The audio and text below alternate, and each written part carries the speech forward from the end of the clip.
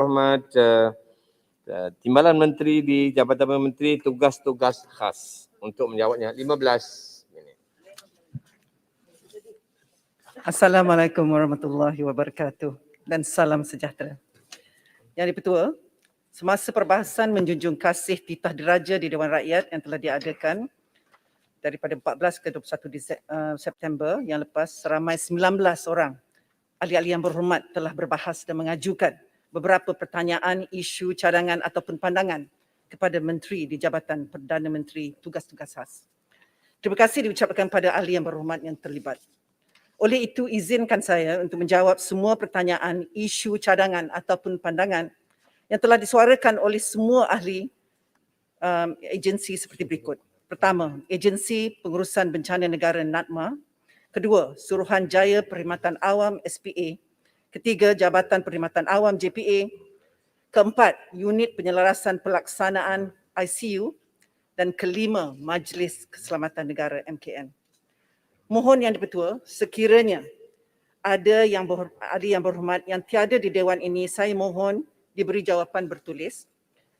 Tapi dalam masa yang sama, ada beberapa jawapan yang saya anggap perlu dinyatakan di Dewan ini kerana ianya signifikan dan relevan kepada semua ahli yang berhormat dan pasti membantu ahli yang berhormat di kawasan masing-masing walaupun tidak diajukan soalan itu oleh mereka.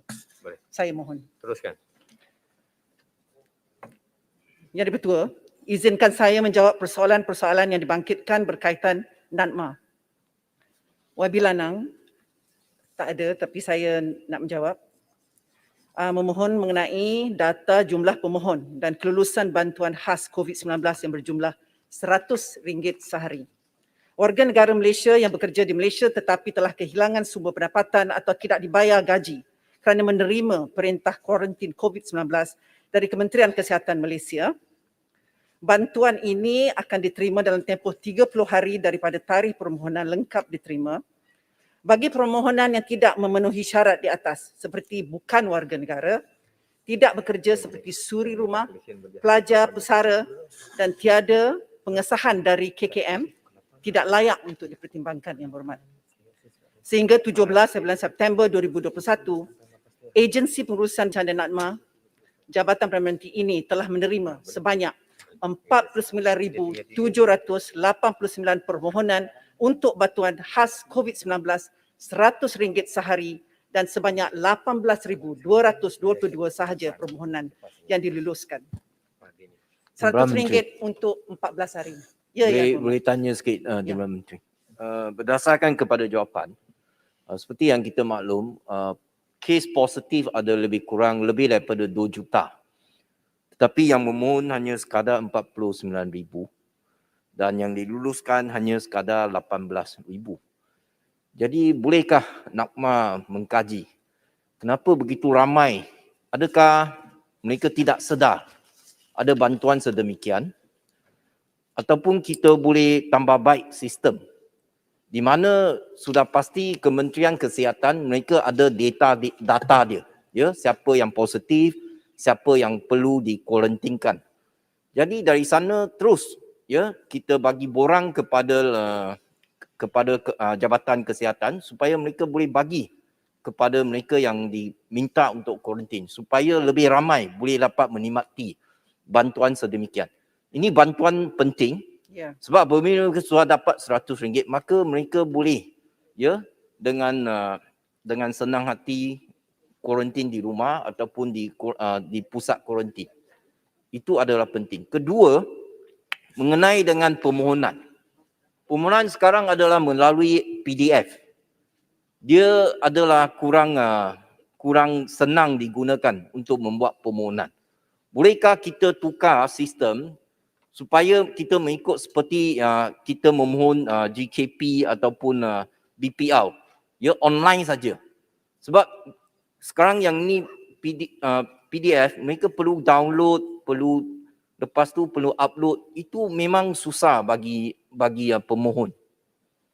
Saya harap Timbalan Menteri boleh ambil tentang perkara yang saya sebut ini. Terima kasih. Terima kasih Yang Berhormat Ketua Melaka.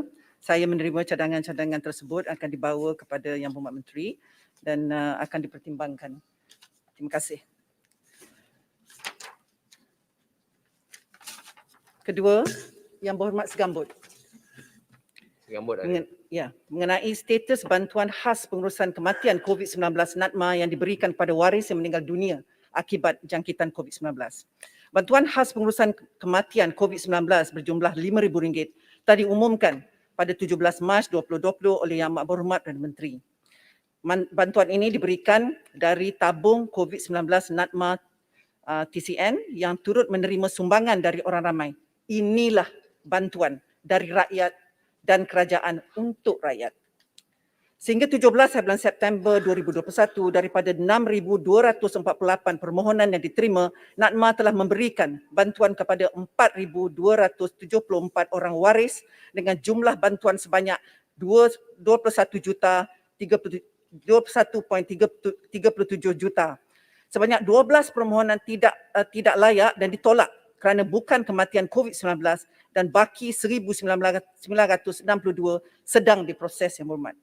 Proses ini turut meliputi verifikasi status warga negara dengan Jabatan Pendaftaran Negara JPN dan semakan data kematian COVID-19 oleh pemohon dengan data kematian COVID-19 Kementerian Kesihatan Malaysia.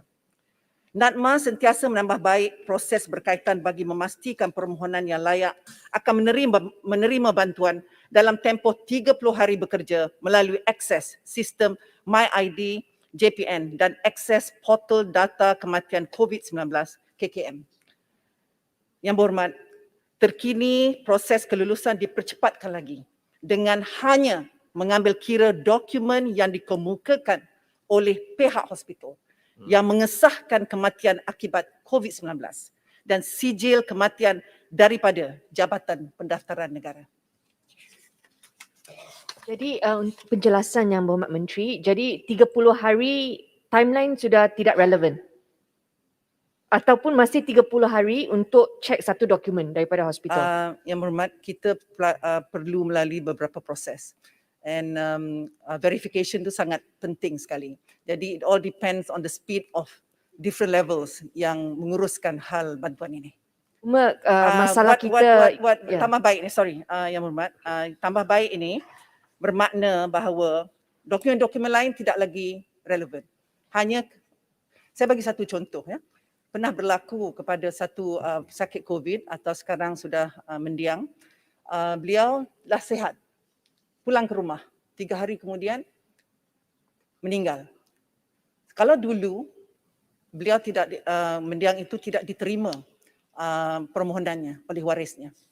Tapi kali ini tidak, sebab sudah ada sejarah di KKM yang dia tu adalah pernah menjadi pesakit COVID. Sebegitu. Yang Berhormat Menteri, nama program tersebut adalah pengurusan kematian. Ya. Jadi expectation rakyat di luar sana, dia perlukan duit itu untuk kebumikan waris jenazah dan untuk kos-kos pengebumian. Jadi the expectation is that you give funeral funds tapi dia sampai 30 hari selepas kematian. So mungkin cadangan tukar nama program supaya dia lebih relevan dengan timeline yang mengambil masa 30 hari. Kalau tidak, aduan akan kita terima setiap kali kerana mereka tak sangka proses itu 30 hari. Terima kasih. Yang Berhormat, sebenarnya kalau di dalam Islam kita kata khairat kematian ya. I think you're thinking on that line. Sebenarnya ini hanya bentuk pampasan. Ianya bukan untuk hanya nak mengurus pasal urusan pengebumian sebenarnya. Kalau urusan pengebumian tu dah tentu prosesnya berbeza, mesti lebih cepat. Tapi buat masa ini ianya adalah bentuk pampasan kerana COVID-19. Itu adalah ihsan daripada kerajaan Malaysia. Terima kasih Yang Berhormat. YB Dungun? Tak ada? Tak ada. Tak apa, saya bacakan ya supaya ini menjadi maklum kepada semua yang berhormat di sini. Sehingga tarikh 21 September 2021, jumlah keseluruhan derma yang diterima daripada syarikat, institusi diraja, anggota pentadbiran, penjawat awam serta orang awam adalah berjumlah 72.64 juta yang melibatkan hampir 60,000 transaksi secara keseluruhan. Sebahagian daripada jumlah tersebut sebanyak 64.37 juta adalah merupakan sumbangan daripada 59 buah syarikat korporat yang telah menderma dengan jumlah melebihi RM50,000 setiap satu. Saya ingin merakamkan di sini ucapan terima kasih pada Yang Berhormat Baling yang mahu usaha mempromosikan bantuan khas COVID-19 NADMA ini dipergiatkan di kalangan ahli-ahli yang berhormat. Saya mohon seikhlas hati kalau promosi ini boleh dibuat dan secara agresif lagi oleh yang berhormat yang berada di Dewan Rakyat ini. YB Baram. Ya. Ada. YB Baram mencadangkan supaya kerajaan memberi bantuan kewangan kepada mangsa banjir di Sarawak selaras dengan semangat keluarga Malaysia. Yang berhormat, Yang di-Pertua, Kerajaan Persekutuan sentiasa prihatin dengan nasib yang melanda bangsa-bangsa banjir dan rasa tanggungjawab itu ditunjukkan dengan memberikan peruntukan bantuan wang ehsan kepada setiap ketua isi rumah yang terjejas. Untuk tahun ini sahaja, Yang Berhormat Baram, 214,000 bentuk wang ehsan telah diperuntukkan kepada Sarawak. Dan saya mempunyai berita baik dan mungkin Yang Berhormat semua mungkin sudah dengar juga bahawa Yang Amat Berhormat Perdana Menteri pada 13 September 2021 telah bersetuju menaikkan kadar bantuan wang ehsan yang tidak pernah dinaikkan semenjak tahun 2006 daripada RM500 kepada RM1,000 bagi setiap ketua isi rumah yang terjejas dengan bencana. Terima kasih Yang Berhormat. Saya terus beralih kepada soalan-soalan yang dibangkitkan berkaitan Suruhanjaya Perkhidmatan Awam. YB Tebrau. YB Tebrau? Tiada. Boleh saya jawab Bertulis. secara bertulis ya? Sebab saya ada 2 minit lagi dan ada satu pengumuman yang penting juga. YB Segambut. Ada. Mengenai pembukaan kaunter-kaunter kerajaan ya. Untuk makluman Yang Berhormat, perkhidmatan kaunter kerajaan telah mula dibuka pada 13 Mei 2020 bagi perkhidmatan penting dan mendesak tertakluk kepada pematuhan ketat SOP dan juga kawalan keselamatan. Selaras dengan peningkatan kadar vaksinasi serta pembukaan lebih banyak sektor ekonomi, kadar kehadiran pejabat serta pengoperasian perkhidmatan kaunter telah dipertingkatkan mulai 1 Julai 2021 Yang Berhormat. Khususnya kepada perkhidmatan yang tidak boleh dilaksanakan secara di atas talian.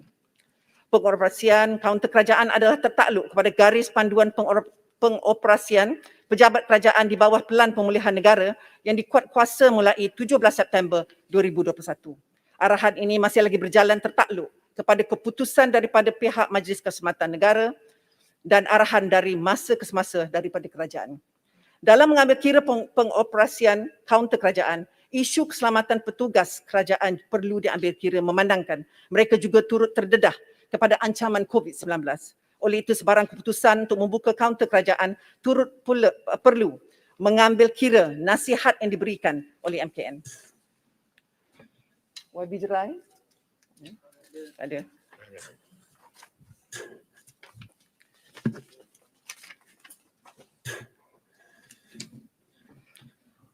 YB Kota Belud ada. Ya. Izinkan saya beralih pada agensi iaitu unit penyelarasan pelaksanaan ICU. Terdapat 2 isu yang telah dibangkitkan. Yang Berhormat Kota Belud pada 20/9 mencadangkan sekarang adalah masa sesuai membuat data collection untuk e-Kasih. Dan supaya kerajaan menerima permohonan bantuan yang dibuat oleh pemimpin masyarakat di setiap lapisan termasuk ahli parlimen dan ADUN untuk memudahkan proses pengambilan data. Untuk makluman ahli yang berhormat, kerajaan telah membangunkan sistem e-Kasih sebagai pengkalan data kemiskinan nasional yang bertujuan untuk mendaftarkan golongan miskin di Malaysia dan mengklasifikasikan kepada kategori miskin tegar atau miskin berdasarkan pendapatan garis kemiskinan PGK. Golongan bersasar yang dibanci juga adalah berdasarkan maklumat yang diterima yang berhormat daripada pelbagai pihak seperti Yang Berhormat Ahli Parlimen, Yang Berhormat Adun, dan juga pemimpin tempatan aduan atau permohonan daripada individu masyarakat serta agensi-agensi berkaitan. Untuk makluman juga atas prihatin dan peka dengan isu kesejahteraan hidup rakyat, kerajaan di bawah Majlis Perlindungan Sosial Malaysia, MySPC, sedang giat mengusahakan perlindungan sosial yang lebih menyeluruh agar tiada yang tercicir dan terpinggir daripada menerima perlindungan yang wajar. Bagi tujuan ini, pengkalan data yang lengkap dan bersepadu ataupun pengkalan data perlindungan sosial di PDPS yang mengandungi maklumat program serta profil kumpulan sasar perlindungan sosial peringkat persekutuan dan negeri sedang dibangunkan, Yang di-Pertua. Maklumat direkodkan merentasi kementerian agensi di mana data-data termasuk data e-Kasih dikumpulkan dan disepadukan supaya lebih komprehensif dalam memastikan tiada lagi inclusion or exclusion error di dalam penyaluran perlindungan serta bantuan. Yang Berhormat Menteri, saya bangkitkan isu ini kerana contoh di tempat saya, kawasan saya, Kota Belud, kita tahu memang ramai orang yang susah dan memerlukan bantuan. Cumanya ada juga beberapa mereka ini yang mungkin sudah terlepas, maksudnya dalam satu tempoh tertentu mereka dikeluarkan daripada senarai bantuan, penerima bantuan, tetapi sedangkan sebenarnya mereka masih memerlukan. Lepas itu dalam masa yang sama juga ada yang sebenarnya sepatutnya dalam kategori untuk menerima bantuan, tetapi oleh kerana mungkin agensi ini mempunyai kekangan dari segi ialah Jabatan Kebajikan untuk mau ke rumah untuk verify benarkah orang ini benar-benar memerlukan bantuan, saya kira memerlukan kerjasama daripada semua pihak. Itu yang saya bangkitkan. Terima kasih. Saya faham Yang Berhormat. Saya mohon Yang Berhormat kalau ada senarai-senarai itu dan nama-nama individu itu, mohon berhubung dengan saya, kita usahakan bersama. Terima kasih. Saya Yang Berhormat, Yang Berhormat. boleh saya tanya satu? Petaling Jaya. Ya, Sini. yes. Ya, ini berkenaan dengan akses kepada data daripada e-Kasih. Sekarang bila saya minta untuk data, saya disuruh menandatangan aku janji daripada bila saya nak akses data daripada e-Kasih. Bolehkah kita memudahkan ya akses ini supaya kita boleh tahu ya seperti di Petaling Jaya siapa yang miskin dan perlu bantuan. Dan soalan yang kedua ialah sekarang e-Kasih ya akaun e-Kasih e-Khas telah dibekukan. Boleh dapat penjelasan? e-Kasih e-Khas. Yang Berhormat, dari segi aku janji itu, saya akan lihat semula atas keperluan apa perkara itu dibuat. Mungkin tidak di semua tempat ataupun only tempat-tempat yang tertentu, saya mesti lihat semula. Pasal e-Khas tu saya akan kembali pada Yang Berhormat mengenai perkara itu. Terima kasih. Saya Yang di-Pertua, saya perlu berapa minit lagi? Saya ada mungkin bagi saya lagi 2 minit boleh? 2 minit. 2 minit, sila. Ya. Boleh. Terima kasih. Sebab YB Lumut tak ada. Ini saya nak beralih kepada Majlis Kesempatan Negara. YB Lumut tak ada ya. Okay.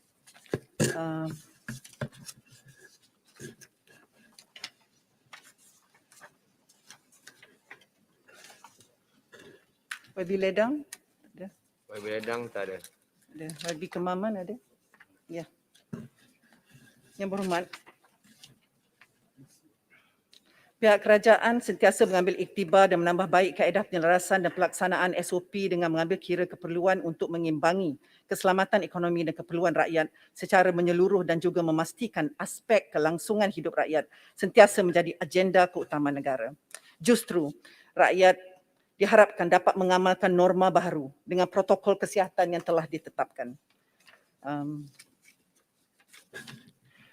Dalam hubungan ini, pihak kerajaan sedang meneliti bagi mengurangkan bilangan SOP sedia ada sejajar dengan pengumuman oleh Yang Berhormat Menteri Kanan Pertahanan pada 14 bulan September. Ini bagi memastikan golongan rakyat, pihak industri dan penguat kuasa lebih mudah memahami SOP berkenaan. Ianya dijangka dapat menyelesaikan sebelum peralihan ke fasa endemik, Yang Berhormat. YB Pekan, YB Segambut. YB Segambut. Ada. Ya. Ini mengenai SMS yang YB Segambut anggap ianya hanya retorik. Ya. SMS ini disampaikan dengan kerjasama 13 penyedia perkhidmatan komunikasi, Yang Berhormat. Dan kandungan hebahan SMS ini tidak bersifat retorik, tetapi ia adalah sebagai peringatan, amaran dan medium untuk memaklumkan polisi terkini kerajaan. Kesemua maklumat SOP mengenai COVID-19 juga telah turut dimuat bertarik di laman sesawang MKN serta telegram rasmi Majlis Keselamatan Negara. Dan tidak ada apa-apa bayaran yang dikeluarkan untuk mengadakan usaha SMS ini, Yang Berhormat. Ya. Akhir sekali, saya perlu membaca ini. Sila. Saya tahu saya dah habis masa. Baik. Minta maaf Yang Dipertua. Yang terakhir ialah mengenai cadangan Yang Berhormat Muar, Yang Berhormat Sepangga, Yang Berhormat Padang Rengas dan Yang Berhormat Kapar supaya peruntukan ahli parlimen disalurkan kepada semua ahli parlimen secara sama rata termasuk dari pembangkang.